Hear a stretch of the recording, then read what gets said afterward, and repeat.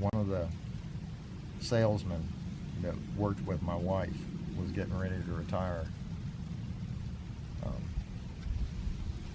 And it turns out that he and his son raised islands a couple of counties over.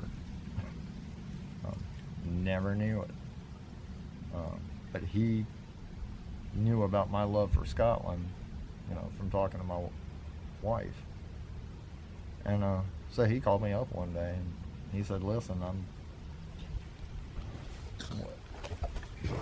I'm getting ready to retire, I'm gonna sell my herd to the son, but if you want, I've got a 10-month-old calf here.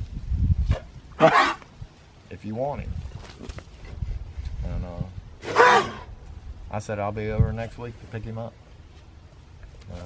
That's what we did. I borrowed a horse trailer, called the father of one of my daughter's friends who I'd become friends with. He'd been raising pigs. And so we jumped in the truck and hooked up the horse trailer and, drove over and picked him up. And he was scared. Who wouldn't be? But we got him back here. And, he did great.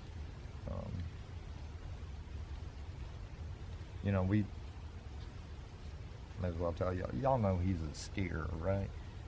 Well, before we even brought him back here, we took him to the vet's office. And my vet's got a, what's called a chase, cattle chase. You guys have seen them on TV. It's basically a chute that the cows run through. And when they get to the end, one of two things usually happens. They either get loaded up onto a trailer or they get locked into this, what's called a head gate. And what a head gate is two pieces of heavy timber that come together around the cattle's neck.